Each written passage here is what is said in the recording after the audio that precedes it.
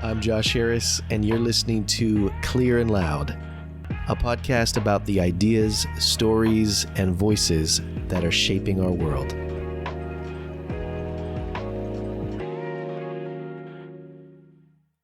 Have you ever thought about writing a memoir?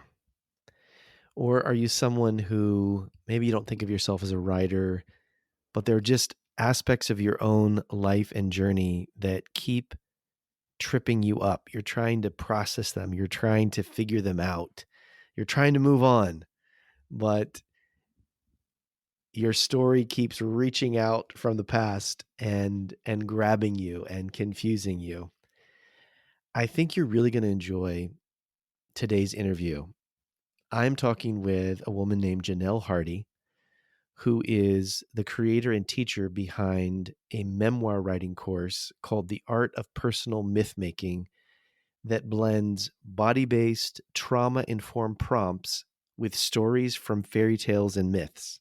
So she uses all of these different techniques to help people who are taking her course not just write a memoir, but heal from the challenging parts of their life stories and reclaim joy and vitality along the way. Um, I get really excited about this because, as many of you know, this kind of brings together big parts of my own life. I love story. You know, in my work in marketing, I'm always trying to think about the story of the audience that people are trying to reach. In my coaching, I'm trying to help people, uh, get clarity about their own journey and how that shapes their message to the world. And I love advocating for people's freedom to change and to evolve and to step outside of old stories that are controlling them and that are not serving them anymore. But man, that process is complicated. It can be really challenging. And I love the way that Janelle acknowledges that as she talks about how writing your memoir, so many people they get stuck on the trauma that they encounter. There's fear of actually revisiting parts of themselves and really diving deep because they don't know how it might change them. I can relate to a lot of that, and I think probably many of you can as well. So whether or not you're interested in writing a memoir, if you're just someone who's trying to figure out how to understand and to not only move on from, but grow from your past experiences and how to make sense of the myths in your own life and the stories that have shaped who you are, I hope you'll listen to this story. This is a different kind of interview than I've ever done. In the midst of it, Janelle actually shares a fairy tale with us. She tells it. It's beautiful.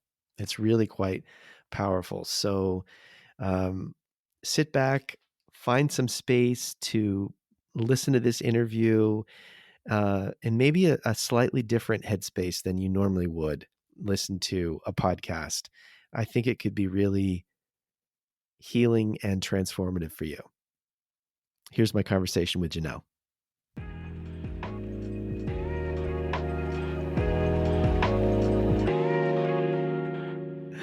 Janelle, welcome to the podcast. It's great to have you. We see each other at the co-working space that we both work at, but I'm just so thrilled to get this time to actually talk to you about this course that you teach, which I am so drawn to and interested in myself, honestly. Mhm. So my questions are motivated by a desire both to share with other people what you're doing and concepts that tie into a lot of things that I'm interested in, but then they're also selfish. They're selfish questions because I'm really drawn to your course and what you're providing. But you've got such a diverse group of people that you have helped with this memoir writing course, and you even talk about this, single moms, parliament members. I'm just curious, what's the common thread that you find among people who participate in this? What is it that drives them to want to record their story, write their story in a memoir? Mm. Well, first, I will say women are more attracted to me than men and non-binary folk. So most of my students are women, or I shouldn't say it that Okay. way. It's not that they're more attractive, but women tend to show up. So about, I'd say, 85% of my students are women, Interesting. which Okay, well, why do you think that is? Why do you think women are more prone to think about this?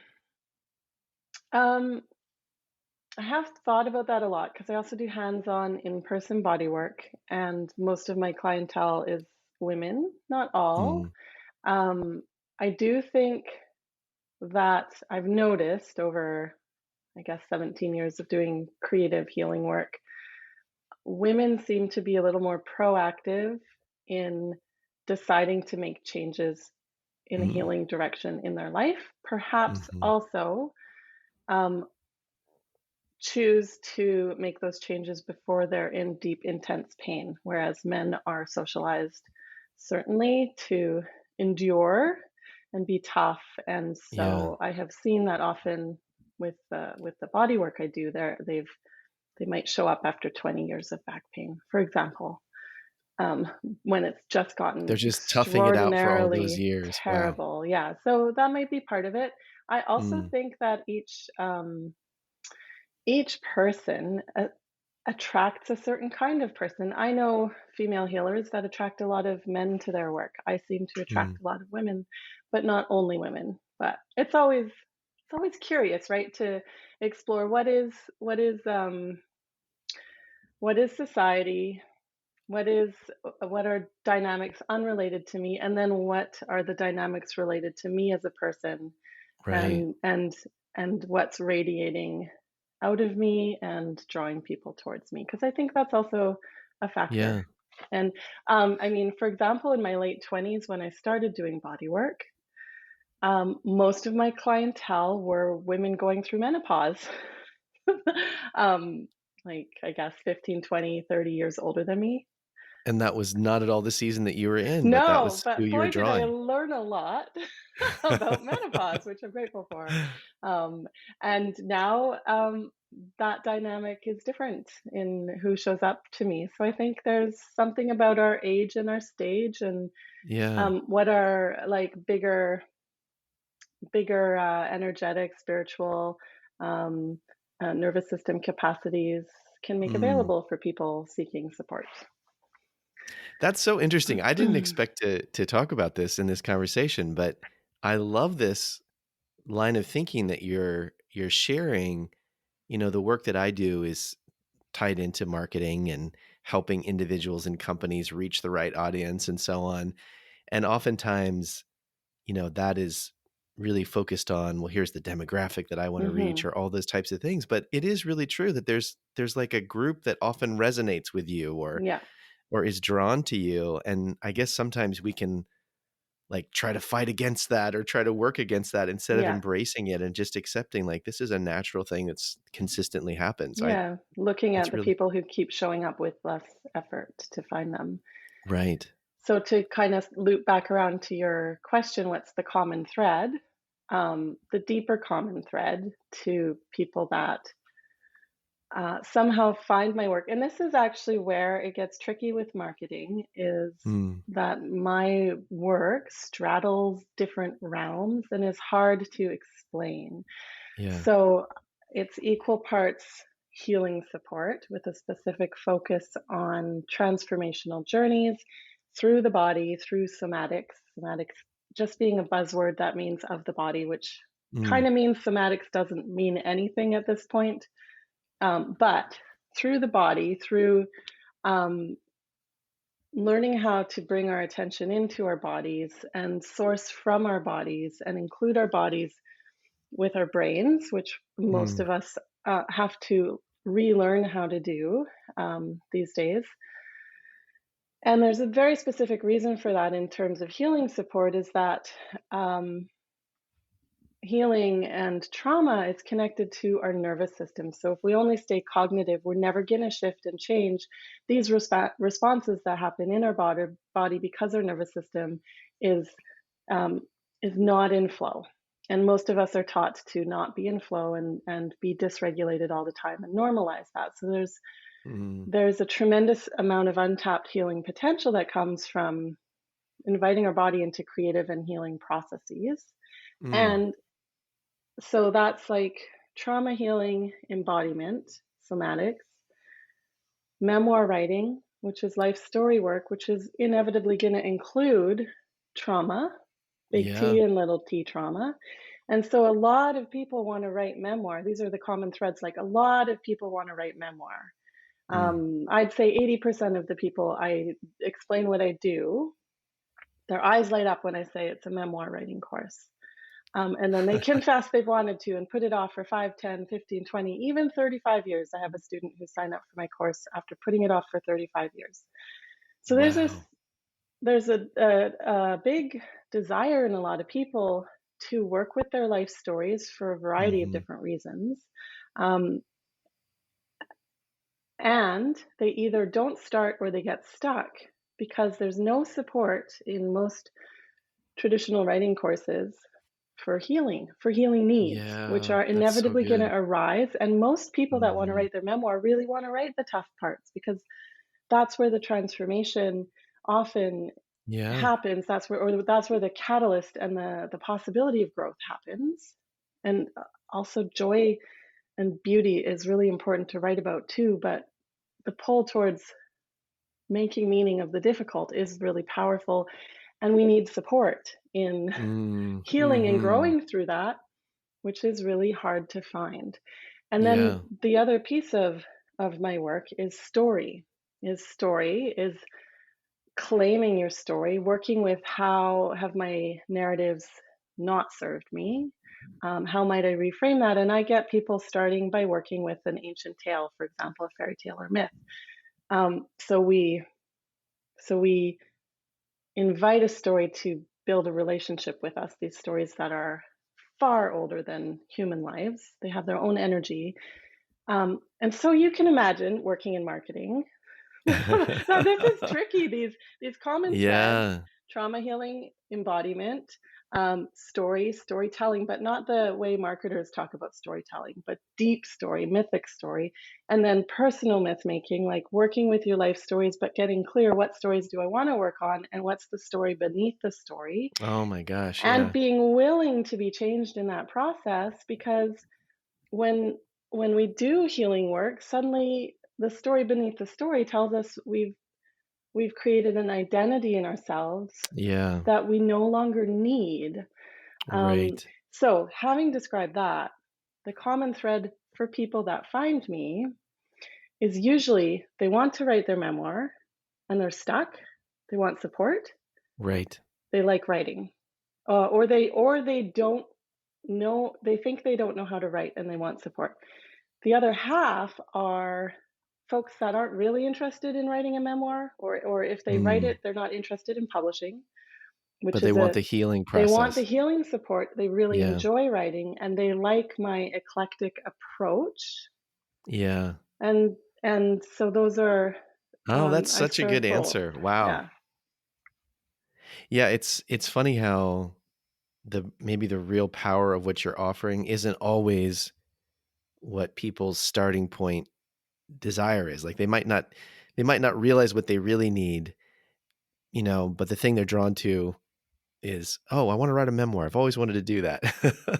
But then Mhm. there's so much more involved. Like, I'm just even thinking about somebody listening to this podcast, and maybe they see something about memoir writing in a title and like, "Oh, yeah, that's good." And we've been talking about trauma and the body and, like, somatic work and all these things, which are not what you expect to be hearing necessarily, but those are like the massive hurdles. Those are the big challenges. Like that's the challenge of revisiting so many parts of your story. You have Mhm. this line in your course description that I thought was really powerful. You write to the person who's considering this course, "You're scared to better understand yourself because you feel this will rekindle a connection with a deeper part of yourself. You're excited for the very same reason." So I'm wondering if you can dive into this duality of fear and excitement. Like, don't we want to reconnect, with parts of ourselves if we're writing a memoir, or why is there fear there at the same time? Yeah. Here's my theory. When we go deeper in reconnecting with ourselves, everything changes. Hmm. And that can be terrifying. That can be something maybe you're not ready for. That can be maybe your deeper psyche, your body psyche holds you back because there's not enough resource in your life to Hmm. navigate everything falling apart or what feels like everything falling apart as your soul, your psyche, everything about you rearranges itself to offer you that deeper, better life that you long for, Mm. but which involves a lot of grieving. And if grief and grieving has not been supported, has not been acknowledged, has not been something you've touched on, there can also be, I mean, grief work is a big part of what I do, grief and rage, because like the societies most of us live in, speaking as North Americans, we have this overculture that is death phobic, that doesn't know Mm. how to deal with grief, because grief is a beautiful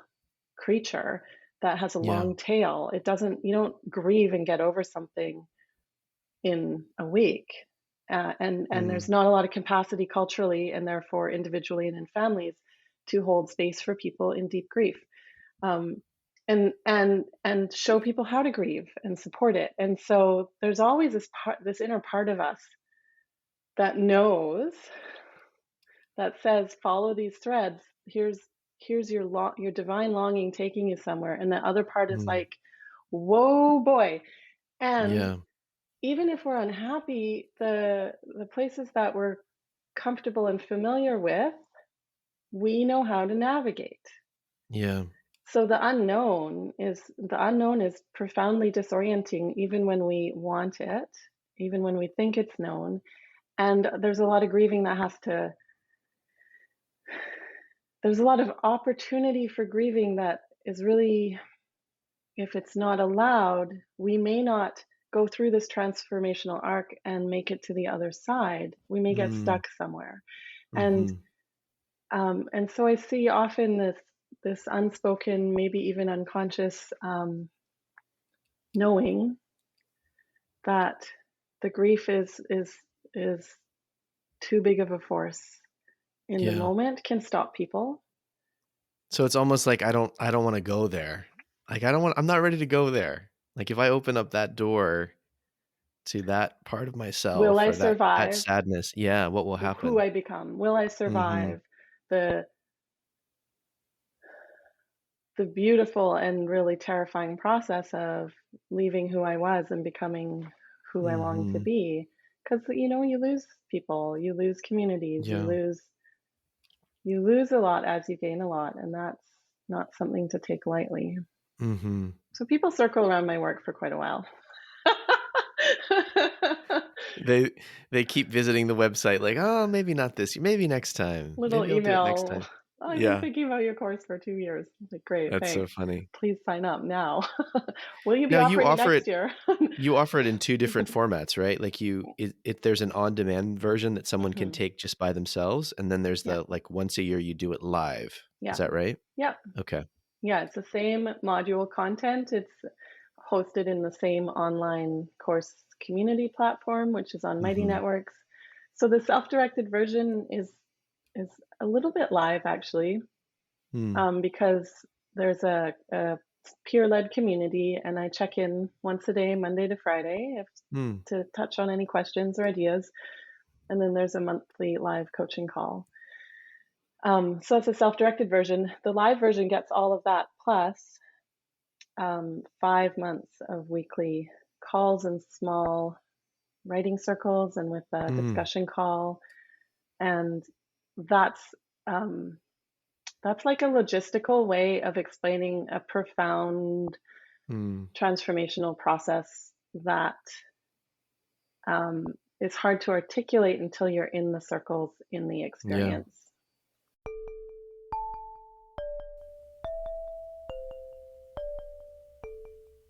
This podcast is sponsored by the creative agency Clear and Loud. Whatever your business's product, service, or idea, we believe clarity changes everything. We help you clarify your strategy, your brand messaging, and your online content so that you reach the right audience and grow your business.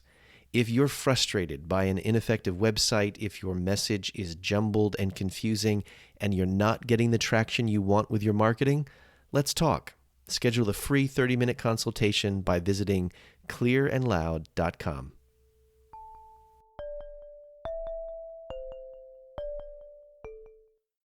Your approach, as you've talked about, emphasizes the body as a trusted creative ally. And I'm wondering if you could describe a moment in your own life where you felt a profound connection between your body and your personal narrative. Any story you'd reference for yourself to help people understand what that might look like? Hmm. There's so many, so many. I think what I'll share is just an experience I had after going to an osteopath. So this was early in my healing journey. This work that I do and the skills that I have were nowhere in my life yet. I think I was mid to late 20s. Um, and I went to an osteopath and I received a treatment. And it was summertime. I was walking home and I felt there were two things. So it was summer, the sun was beaming down, the air was dry. This is in my hometown of Whitehorse, Yukon, which is really north. It's very dry. There's just something about the quality of the air and the light in the summer that's Mm, so beautiful. And I felt all of a sudden my spine like rearranging itself and lengthening as I was walking. mm, And I had this moment of feeling and noticing that and going, "Oh, that was weird, but it feels really good." And then um, I went on a walk up the clay cliffs. So I grew up downtown Whitehorse. There's an 8-block stretch between the Yukon River, which is this tremendously big, powerful river, and the clay cliffs, this little valley. And I grew up nestled up right up by the clay cliffs, not far from the river. I mm, I I was living at my parents' home with my daughter. I was raising her on my own. So I was in my the landscape of my childhood, like such a familiar landscape. And the osteopath had suggested just taking a walk in nature, which is great advice in general after mm. any kind of healing session. Take yourself into nature and just be in nature. Yeah. So I walked home and then I walked up these clay cliff paths and it's quite steep. We just played and played and played on those clay cliffs, me and my siblings and cousins when I was a kid. It's pretty steep. Probably a lot of it is about more than 45 degrees. Oh, Mm, definitely more than 45 degrees, and all these old little paths. And so I had a sense of familiarity, and I'm just kind of trudging up the hill, holding onto trees so I don't slip because it's clay, dry clay, it's slippery, and there's spruce needles and stuff. And I paused. I was probably a third of the way up the cliffs, and I looked through these trunks of these spruce trees and poplar, and then I turned back towards the cliffs, and I saw this stump, and I put my hand on this stump. And the trees up north are quite small, but so it's like a spruce tree stump about this big, mm, old, dead. It was cut a mhm, while ago, so it was really um, ancient. There was a couple, not ancient, but there was a couple little saplings or whatnot popping out of it. And I put my hand on it, and all of a sudden, I had this experience of touching into the vitality of the tree, even mm, chopped down. And my awareness was pulled into this root system and how the root system was connected throughout the clay cliffs. mm, So it was really profound. And then a few steps later, I touched a rose bush, which wasn't smart, but I had wild rose. The thorns are smaller. Again, I had this moment of of all of my consciousness drawn into the Mm, rose bush, drawn into the root system, and it was revealed to me how I could feel into and touch any other part of the clay cliffs through all of the interconnectedness of life, the life that I was connecting. And for me, to bring it back to myself, um, what was so transformative about those experiences was that's our birthright, to feel deep connection, mm, to be able to tune into humans, other creatures, flora and fauna, and mm, to feel and sense into their experience and existence through our own senses, through the energetics as well as the physical, through the spiritual. Um, and at that time, I was extremely shy and I was extremely lonely. I felt super disconnected all the time.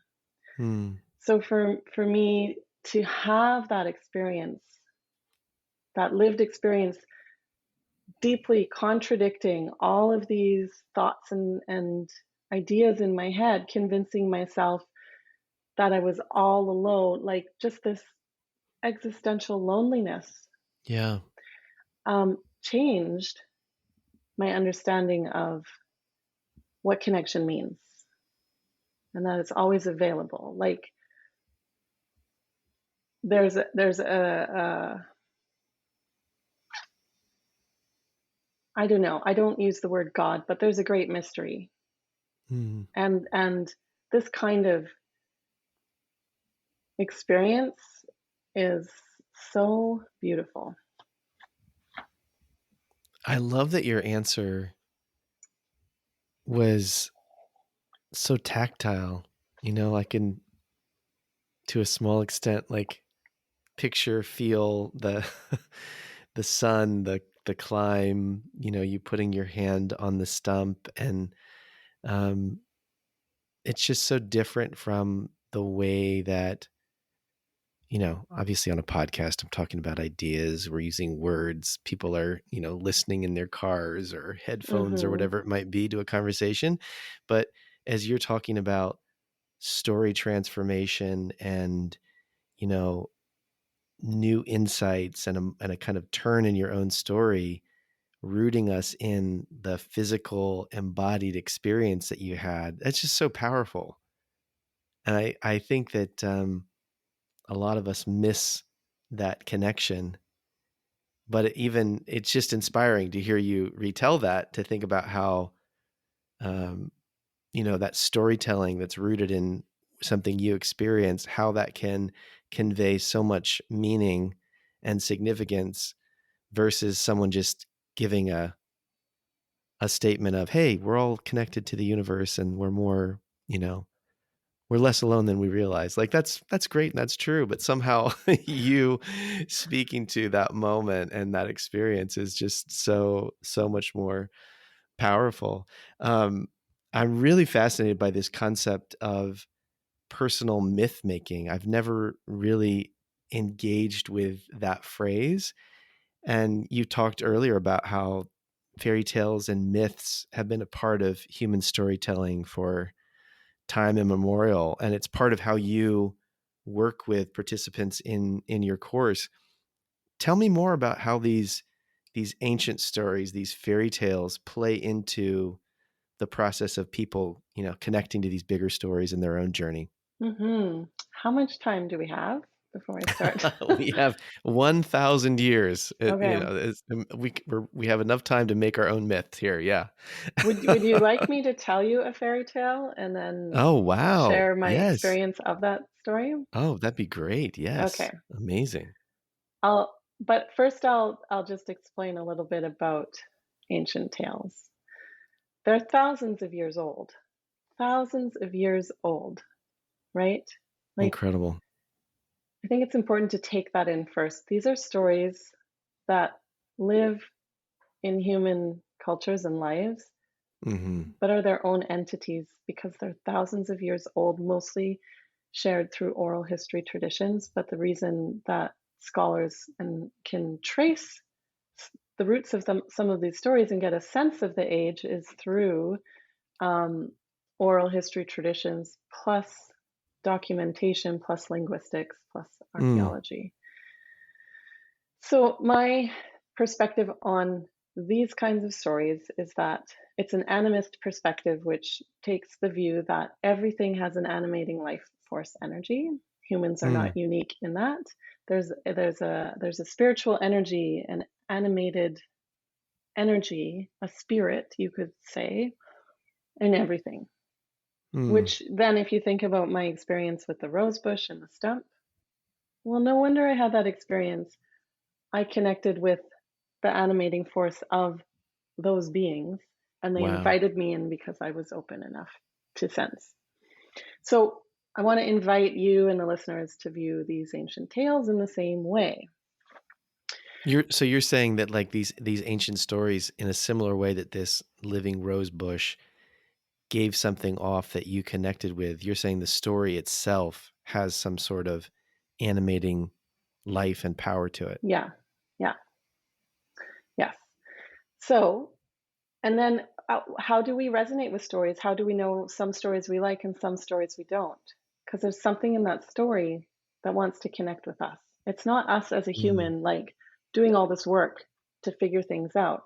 It's us as mhm, humans being open and available to this greater mystery of bigger energies around us, including stories, wanting to connect with us, maybe wanting to teach us, which is part of how I view these old stories, but not teach us in the way that we understand of like a moral lesson mm, or a straightforward linear arc. mm, Um, so okay, so having said that, I'm going to tell a story, tell a fairy tale that I've had a relationship with for probably at least 17 years. mm, And then I will talk about how my relationship and understanding of the story has evolved and and how that relates to working with a personal myth. And again, think of a like personal mythology as this idea of these ancient tales they have and stories beneath stories. What's the deeper root? What's the mm, mythic story of my life? mm, Not the petty narratives that suit the current culture and society that we live in, but what's the deeper meaning? And so working with the story helps us get there. Okay, so the story that I'll tell is a Selkie story. It's a seal woman story. Comes from the Celtic peoples, so Irish, Scottish, Gaelic, but not just the Celtic peoples. There are um, many Selkie versions of Selkie stories in the British Isles and Scandinavia, and of course, stories travel. So often, mm, once you start researching these ancient tales, you discover that they are held in different versions in many different cultures and languages, but they share a similar root. And as I tell the story, I'm going to invite you and the listeners to set aside your critiquing mind, set aside mm, your analytical mind, and make a little space in yourself for the 6-year-old you mm, that lives in a state of wonder and marvel, because stories have their own medicine. And if we leap immediately to analysis and critique, we don't allow the medicine of the story to exist. Analysis and critique needs to always come second to a story breathing as itself. I love that. Once upon a time, maybe a while ago, and maybe not, we just don't know, there was a village on the rocky seashore. And that village was lively, dynamic, healthy. It was a beautiful, peaceful time. They had good relations with their neighbors. The sea was plentiful with fish and seaweed. People were content. And people were content and they told stories. And one of the stories that everyone in that village knew was that not all seals were regular seals. Some seals were selkie. Some seals were seal folk with magic powers, neighbors, watery neighbors, and you never really knew, but there were little clues when you were watching seals of which were Selkie and which were regular seals. A little sparkle in those liquid eyes when their heads would rise above the water, maybe a little bit bigger, and they tended to play a little more in their groups than regular seals seemed to be. It sounded like they were talking. It was also known that the women, the Selkies, the seal women, also the men, but it was very romantically known that the women Selkies, when the sun would come out, would come to shore or to sun-warmed boulders near shore. They would themselves up onto land in their fat seal bodies, the way that seals do. And once they got out of the salty sea, they would shed their seal skins and step out as human women. And they would dance and play and have the best time ever. It was also known that Selkie could live as humans on land, but chose not to. The only way they would live as humans on land is if they couldn't find their sealskin. And it was known that some of the villagers had Selkie blood. Some of the villagers descended from love matches between Selkie and human. So, steeped in this story, there was a young fisherman, very handsome, eligible, who set himself apart. He didn't quite live in the village. He lived closer to shore in his stone hut with his thatched roof. And he didn't seem to be all that interested in the girls that were interested in him. He was always out fishing. He was always daydreaming. And what everyone didn't really know was that he was a little too intoxicated with this idea of the beautiful seal woman and marriage. And he was lonely, even though really there was no reason for him to be lonely. But there he was, lonely, fishing, living his life. But he just had in his heart this desire to see Selkie.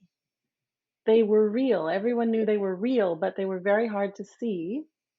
And he knew he was meant to marry a seal woman. And so he was always scanning the horizon when he was out fishing, when he was walking. He was always watching if it was a sunny day, one of those rare sunny days when it wasn't gray and rainy. He would make sure to go towards the shoreline just in case these magic, beautiful Selkie women were dancing naked and joyful on a boulder. Well, finally, it happened. He saw these seal women. He realized, oh, they're not that far from my home, just tucked around this little cove, hidden from sight most of the time. There's this boulder close to shore. And wow, okay, he started to fall in love. Every time the sun would come out, he would run over there hoping to get a glimpse. Sometimes he did, sometimes he didn't.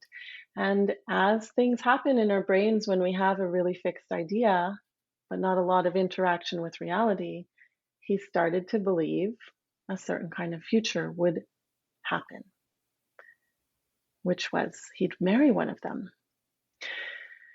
So one day he got there soon enough that he was able to just swim up to the edge of the boulder and peek his head over and watch all of these women dancing and singing and laughing and just having the best time in the hot sun. And he saw one of the sealskins and he pulled it towards him. Magically, it just kept getting smaller and smaller. It was easy to tuck into just a little cluster and tuck into his pocket. And then he waited. Now, we don't really know. Did he join them? Did he play with them? Did he dance and sing with them? Maybe, maybe not. We don't know that. But what we do know is at a certain point, the sun started to fade. Maybe it went behind a cloud. All of the seal women went, they found their seal skins, they hopped back in and whoop, were transformed into their fat seal selves and slip slided down the boulder into the water, except for one woman who was still human, in human form. And she couldn't find her seal skin, obviously. So that's when he popped up and they started to converse. And that's when a decision was made because he was so certain he was marrying her. He was so certain they were in love. He wasn't willing to give that sealskin back. And we also don't know, maybe she was very curious about humans. Maybe she wanted to try out human life. We don't know that. But what we do know is that there wasn't much choice in the matter by the end of it. She couldn't return to the sea with her seal sisters without that sealskin. So they came to an agreement because the other thing everyone needs to know about Selkie is they can't live forever without their sealskin. There is a limit to being on land in human form. Before the sealskin dries up and they dry up and start to fall apart, which is about 7 years. So the agreement was this: she would marry him, they would live as a family, they'd have children, and after 7 years, she would get her sealskin back and return to the sea. And so that's what happened. All of a sudden, the villagers noticed the young fisherman wasn't alone. There was this beautiful, strange woman with him. And it was a small town, and they knew all the other small villages around, and no one could figure out who she was related to. And this was very weird, very, very weird. Hmm. And she was curious. She was, I think she was enjoying the experience of being a cross cultural traveler and understanding humans, which meant she was strange. She sort of fit in, but they noticed things about her that didn't make sense. Like, for example, her over the top love of fish and how she didn't fully cook the fish and she'd tear into it with her teeth in a way that was just too animalistic for the other villagers. So there was some talk. She seemed to love the cold water more than any human should. She often took her children down to the shore and they would play in the cold water, the cold salt water, way longer than anyone else would want to. She seemed to know how to swim and no one knew how to swim. You know, it's just these weird things that started to accumulate and talk started to spread, but also she was part of the community. She had children with her husband. They loved their children. But there was always this energy about her when it came to that certain time of year. And the seventh cycle around that certain time of year came and she was excited. Everyone noticed she was excited about something. And that, of course, was the anniversary of when she was going to get her sealskin back. But as these things happened, the young fisherman had told a different story in his head for so long he'd forgotten to remember the truth of the matter, which was that he had agreed to return her sealskin to her after 7 years. So he didn't do it because he didn't want to lose her, because he'd convinced himself that they hadn't even agreed to that, but she never forgot. And she started to ail. She started to lose her vitality. She started to not get out of bed.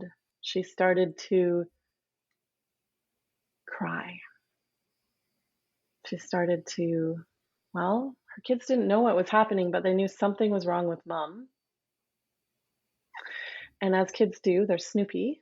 And one of those kids one day came across this crumpled up little crusty fur covered thing in what seemed like a hidden spot and was cautious enough to not grab it and run to mom, because what if they got in trouble? It seemed like it was supposed to be there, but they ran to mom, mom, mom, mom, mom, mom, mom, mom, busting into the bedroom where she's just lying there, not really paying attention to anyone. So the kid has to really go, "Mom, mom, mom, mom, mom, mom, mom," to get her attention, and says, "I found this thing, Mom. What is it?" Oh, but the mom knew. The second she heard the description, she knew it was her sealskin, and she said, "Where?" And in this way that scared her kid. And off they ran. And the second that she saw that sealskin, she grabbed it and she started sprinting to the shore. Of course, her children were terrified and alarmed at this, and they started running after her. But she was consumed with the joy and desire to get into the water. She got to the shoreline, she stripped her clothes off, she plunged that sealskin into the water, and just that moment was so painful. She had to wait for it to rehydrate because if she didn't, if she cracked it apart, there'd be no sealskin to step into. So she pauses and she just agitates, agitates the sealskin, waiting for that saltwater sea to permeate it. Finally, it happens just as her children are catching up. This part I'm making up because I don't know when they caught up with her. And she steps into her sealskin. She transforms into a thin, bedraggled seal, and she dives into the water and she swims out towards deeper water where, as they have for the last 7 years, her seal sisters have been waiting on that day with their eyes just above the water level, waiting. She reaches them and she pops her head up, and of course, she hears, "Mom!" And she looks at the shore where her children are standing because they are half Selkie and half human. They can spend a lot more time in the water, but they don't transform into seal form. They Mm. can't go with her. And that is the end of that.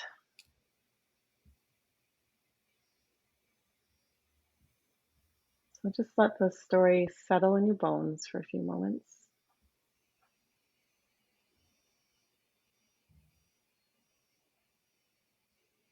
And what I'll get you to do, right, we don't want to leap to analysis. What I'll get you to do before I share more about my relationship with this story is just tune in to how your body is responding to the story and your heart and any images. So, something that's really useful to do is to feed a story. And the way we feed a story is by offering an image back. An example would be like, oh, that moment where she plunges the skin into the water and then has to pause and wait for the water to rehydrate it. That's what I want to give back to the story. Mm. No analysis. So I'm curious, Josh, if you have a couple images to feed the story with. That moment when she looks back and hears her children calling definitely really stands out to me. That Mhm. choice. Mhm. And also just the, you know, this idea of her being, for most of the 7 years, invested in that life, but still not quite fitting in. Mhm. Yeah. Mhm. Okay. So I mean, I've known that story since I was a kid. When I first explored deeper meaning of that story was when I read the book Women Who Run with the Wolves by Clarissa Pinkola Estes. And she explores fairy tales related to the wild woman archetype. And even if you're not a woman, it's really useful to read that book because archetypes also are beyond sex and gender. Um, but what she articulated for me way back when was to consider the symbolism of the stories and which symbols are speaking to me. And one of the things she explored was the seal skin as a representation, as a symbol of our soul skin. Mm. And what happens when we are disconnected from our soul and from our soul skin for too long? Mm. right? So that's one really powerful way of exploring that story as personal story, right? Mhm. Did I lose my soul skin? Was it taken away from me? Did I take it away from myself, Right. right? All the characters and symbolic elements, if you draw them internally to all these different parts of yourself, I mean, you can take these stories quite literally because sometimes it works that way in your life experiences. Mhm. But it's also super powerful to invite all of them into yourself as what parts of me do these different elements represent? In which case, how did I take that away from myself and sever that connection? And that 7-year mark where you Mm. start to lose your vitality, how did I or how can I start to reclaim that? So for me, that was really powerful in terms of untangling shyness Mm. um, from myself, um, understanding that being a sensitive person, I had developed coping patterns that weren't helpful in order to navigate being highly sensitive. And that the sealskin could represent my sensitivity not as something that I was pushing away, but as something that I needed to embrace, bring back into how I related in the world and learn better skills for being in the world without being overwhelmed by Mm. sensitivity. So that was a really big piece of that story. And you can hear how the sealskin, the soul skin, and my personal process of reclaiming sensitivity as a strength instead of a detriment. Going from being extremely shy, which was actually an expression of overwhelm in my nervous system and a freeze response, and not actually who I Mm. was, and Yeah. doing the healing work to untangle that. That's like a little a narrative, a personal myth, one that wasn't healthy, but the story under the story was it was a self-reclamation process of Mm. becoming more of myself first by shedding things and then reclaiming things. So that theme in that story can be an orienting narrative that helps when you're trying to write your personal stories, helps you decide what belongs because we can't tell all the stories all at once. It doesn't it's Mhm. not interesting. We have to Mhm. we have to be devoted to story. We have to tell a story, which means deciding what belongs and what gets set aside for later. We have to have a theme. So, but as I've stayed connected to the story, loved learning from the story, Mhm. there's other elements that have revealed themselves. There's elements related to um, raising a mixed race daughter and the Mm. theme of between the sea and the Mhm. shore and Mhm. what I'm able and not able to do and offer a child who's having a different experience than my experience, Wow. who lives in different worlds, right? There's a lot of symbolism there that Mhm. can help me understand. And of course, more than that's not my story to tell, but it can help me understand. There's more recently, of course, who wants to identify with the lonely delusional fisherman, but it's useful to explore that, considering um, what parts of myself and my behavior are related to the lonely delusional fisherman. And actually, this is really important and useful when you think of marketing, Mm. communicating.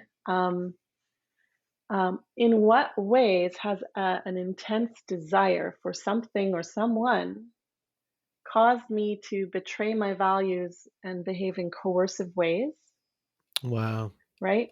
Or if you think Mhm. of privilege, the privileges that we can hold, how am I unconsciously leaning on systems of white supremacy that I benefit from, Mhm.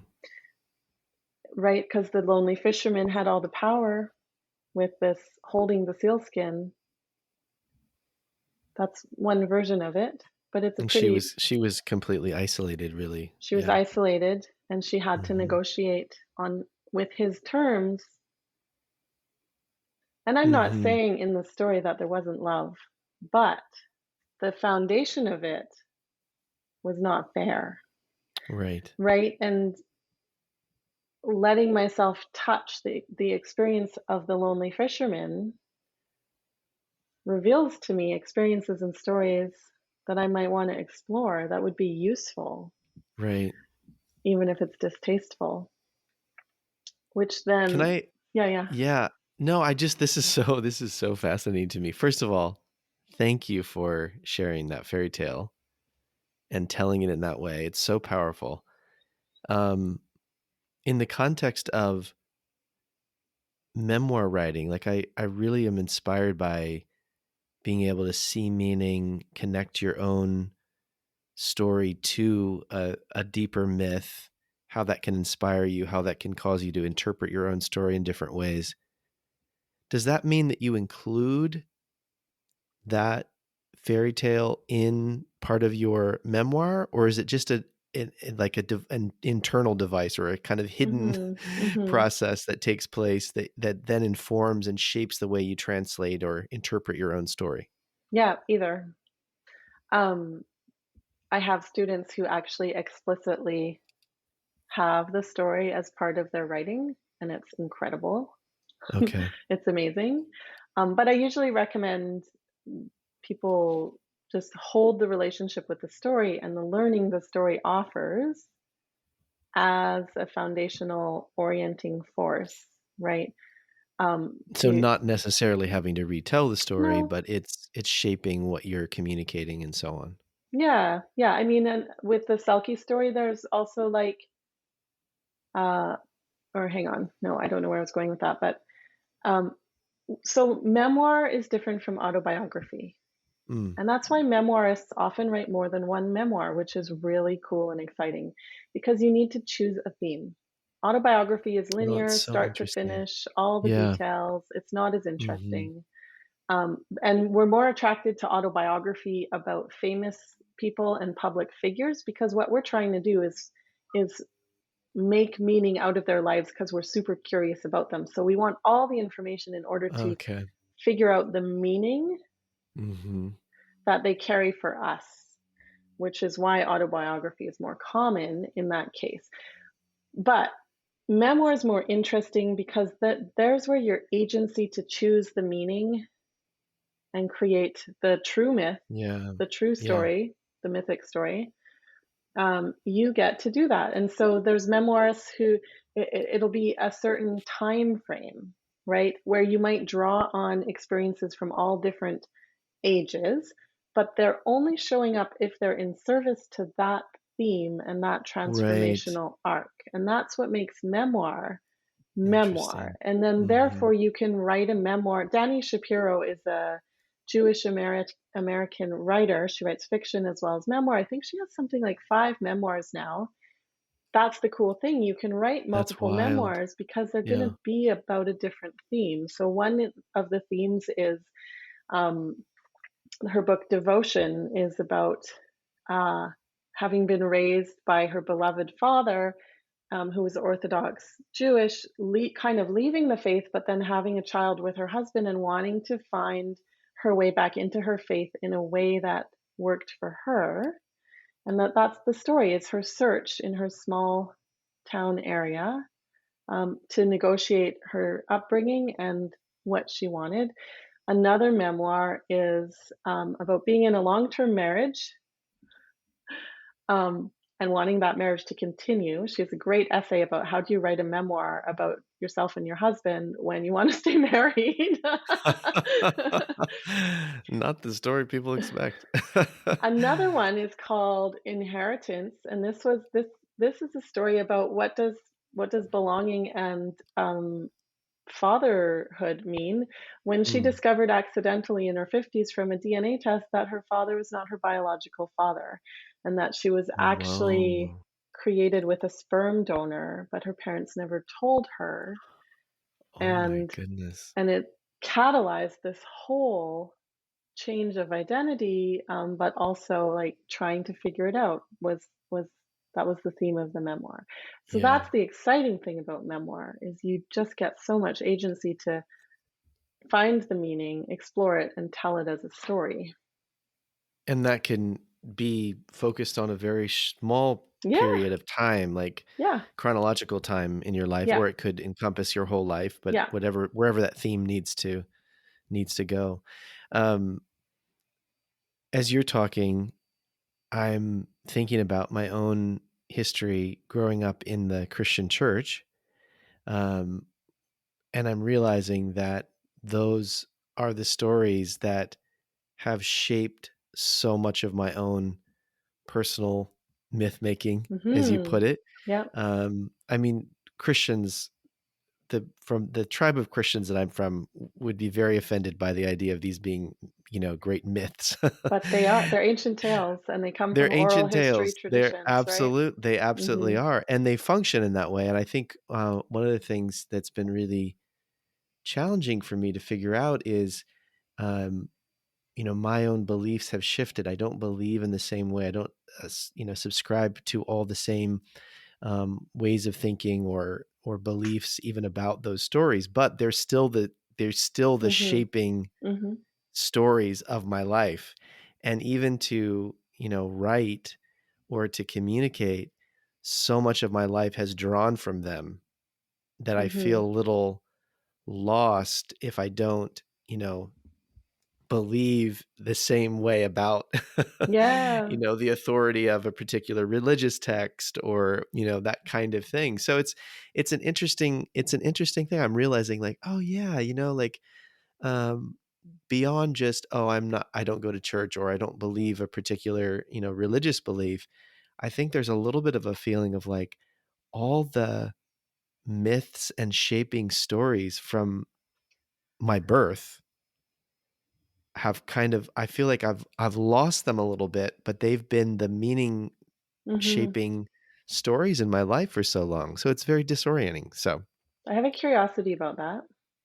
I went to Catholic public school, which means I'm not Catholic. is that how that works?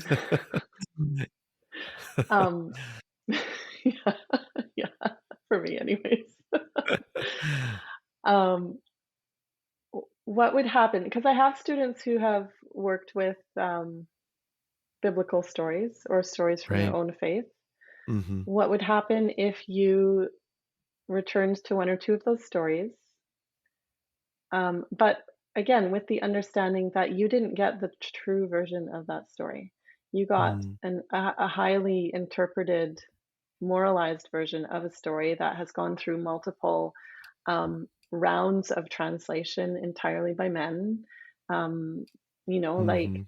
there's a lot of layers of obscuring Yeah. the story beneath the story within that Mhm. story.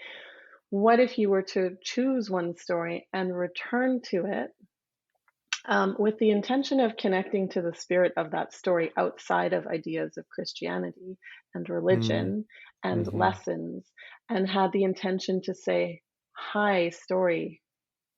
I feel you wanting my attention. I've felt you in my life.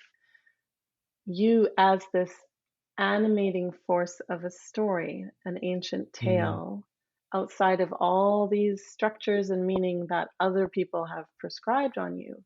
Yeah. What what as yourself do you want me to Mhm. understand?" And it'll probably be radically different. I think you're right. That's really good. That's really good. That's inspiring to me to think about doing that.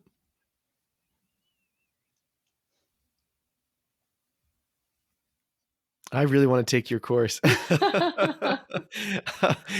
I'm becoming one of those people that's circling around your course like, "Oh, I'm not okay, Yeah. can I do this now? Am I ready for this?" I love it. Um, Last question, what's next for you? How do you envision evolving the art of personal myth making or your own focus when it comes to helping people engage their stories and heal and so on. What do you see ahead of you? Mhm.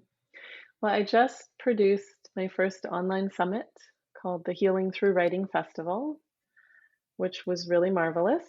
So Fantastic. I'm going to keep doing that twice a year. Um, my course, The Art of Personal Mythmaking, feels like a foundational way to start working with me, Mhm. self-directed or live. So that's not really going to change as far as I Yeah. know. Never say never. But it's a really good way to sort of unwind and untangle yourself and reorient yourself and learn some tools and skills around working with story, but also reconnecting with your body and a healing journey in a sustainable way because healing never stops, you know. Mm. Mhm. And then I am feeling a real pull to start doing more storytelling and integrating that into my offerings. So you just got a taste of Oh, I'm so what I glad. want to Yeah. do a lot more of. And I haven't Yeah. figured out the form of that yet, but there's something really beautiful about showing up for receiving a story and then feeding the story and then working with the story without such an agenda to like Mm. pull the story apart, but just to be moved by a story in a group of people and then Yeah. let the let the gentle shifts in perspective expand us. Mhm. And That's really I do good. want to write my book, but that's been, that's on the back burner. Not a memoir, by the way, but a book about the personal myth making process. Oh, I Well, hope you which would do. include personal elements because I just do nonfiction writing. But Yeah. What are the best ways for people to connect with you? I mean, I'm gonna put in the show notes your personal website, janellehardy.com. mhm. Um, you have your own podcast, is that right? You do Yeah, but interviews it's on about pause. But there's a okay, lot but of people can it's listen to past yeah, episodes, it's a okay, time. which can also be found on your website, Yes, they're and timeless then conversations. So even if I'm not doing the podcast right now, they're it's they're useful. available. Yeah. Excellent. And then there's a separate website for the course, Mhm. personalmythmaking.com, where Yeah. people can go and get all the details of either doing it just online on their own time or the once a year live Yeah. version that you do. Yeah. Everything can be found through my personal website. That's Okay, the great. easiest thing to do, and the best thing to do is get on my newsletter. And I love writing stories to my newsletter, and Fantastic. Okay. people seem to like my stories. So that's the best way to know what's happening is to be on my newsletter or to visit my personal website because it'll always have the links you need to find the other things. Yeah. Oh, and a really great way, if you've enjoyed this conversation and my perspective and you're curious about my course, a really great way to get a better feel for it is actually, and this is on my website as well, I have a free on demand workshop called Outline Your Memoir Using Fairy Tale and Myth as Your Guide. It's the Very cool. foundation to my course. If you sign up for my course without taking that workshop, you're just going to be put right into that workshop first thing. So that's on my website, and that's a great way to get So people can started. actually do that. People can actually do that for free and kind Yeah, of get a taste of what you do. yeah, Oh, that's incredible. Okay. yeah. Fantastic. Janelle, thank you so much for this conversation. I enjoyed it so much, and I just feel that people who have the chance to go through this course with you are so fortunate to be able to process their own life and journey and use writing as a tool for healing and do that in a way that connects with their body. It's beautiful. I love the complexity. I love the fact that it's not an easy course to market because it's not just this simple, thing. Our lives are our stories aren't simple, are they? No, We're no. we're complex. We're complex creatures. Well, I love podcast conversation. This has been a super fun one. Thanks for inviting me, Josh. Thanks for listening to the Clear and Loud podcast. I'm your host, Josh Harris. Our producer is Pam Cameron, and this episode contains music by Jeremy Yaddo at Music for Podcasts. If you like what you hear, give us a boost by subscribing or leaving a review on Spotify or Apple or wherever you listen. We'd also love your feedback on today's episode. Or if you have a question you'd like addressed on a future episode or a guest you'd like us to consider, email us at hello@clearandloud.com. You can also shoot us a direct message on Instagram. Our handle is @clearandloud. Thanks for listening, and we'll see you next time.